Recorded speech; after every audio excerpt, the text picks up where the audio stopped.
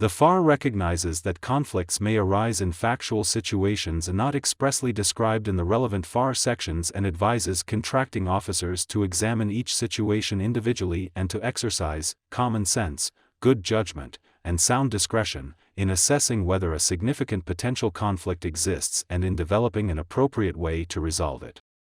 However, as relevant here, our office has recognized that, where information is obtained by one firm directly from another firm, this essentially amounts to a private dispute between private parties that we will not consider absent evidence of government involvement. MSH acknowledges that an unequal access to information OCI could not ordinarily arise through the voluntary business relationship between a subcontractor and prime contractor. Nonetheless, MSH asserts that an OCI exists under these facts because its subcontractor agreement relationship with Pathfinder under the E2A cooperative agreement was not voluntarily arranged between the two firms, but was arranged by the agency. According to MSH, since Pathfinder, and ultimately ABT, obtained MSH's proprietary information at the direction of USAID, there is the requisite government involvement to give rise to an OCI, in contrast to the purely private disputes described in our office's decisions in Geo Group and Elwood. MSH contends that the agency's involvement makes USAID responsible for Pathfinder's access to MSH's proprietary information, and that the agency cannot now be permitted to claim that ABT's unfair competitive advantage is a mere private dispute. The agency responds that MSH's OCI allegation is factually and legally deficient because, consistent with Geo Group and Elwood, GAO does not review private party disputes such as the prime-sub disagreement here. With respect to the contracting officer's duty to identify and evaluate potential OCIs, the agency contends that the contracting officer was unaware of a dispute concerning MSH's submission of information to Pathfinder under the E2A sub-agreement and that, in any event, any such dispute would be a private matter not for resolution by our office. The agency argues that despite USAID's involvement in identifying the E2A cooperative agreement as a mechanism to continue the integrated health project and participation in negotiations concerning the sub-agreement SOW, MSH was not compelled, directed, or required by the operation of any contract or process to pursue the E2A sub-agreement opportunity. Rather, MSH made the arm's-length business decision to enter into the sub-agreement with Pathfinder, and only now complains because it failed to take measures to protect the information it exchanged under that agreement. We agree with the agency that MSH's allegations in this case present a private dispute between private parties and do not present a situation in which an unequal access to information OCI would arise.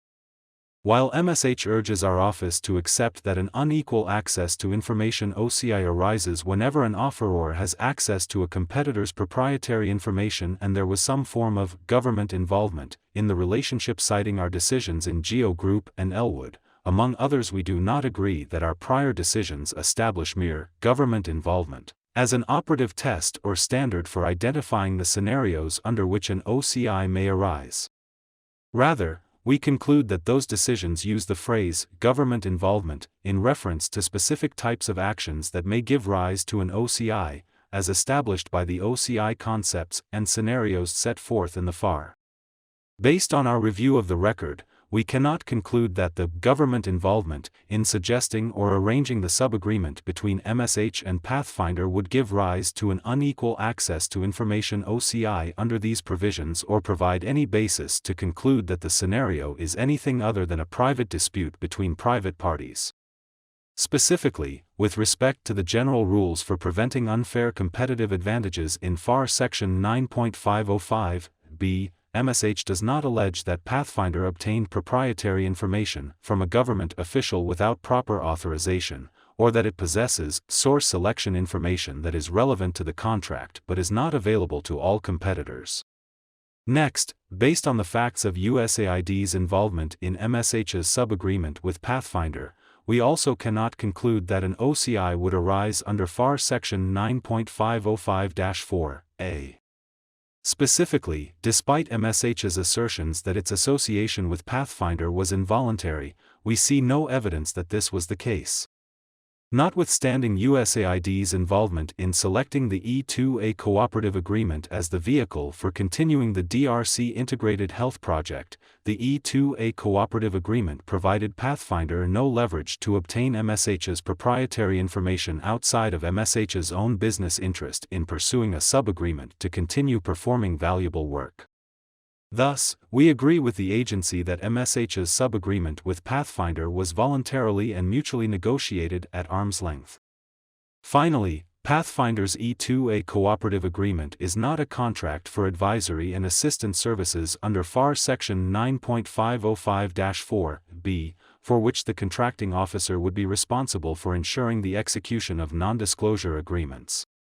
In this connection, FAR Section 2.101 defines advisory and assistance services as services provided under contract to support or improve organizational policy development, decision-making, management and administration, program and/or project management and administration, or R&D activities, or professional advice, to improve the effectiveness of federal management processes or procedures. The E2A cooperative agreement is not established for these purposes. Accordingly, our review of the record establishes that Pathfinder obtained MSH's information directly from MSH pursuant to the terms of a voluntary arm's-length business transaction, not from a current or former government official, through the leverage of a government contract, or as a contractor performing advisory and assistance services to the government. As a result, we conclude that MSH's unequal access to information OCI allegations present a quintessential private dispute between private parties that our office will not review.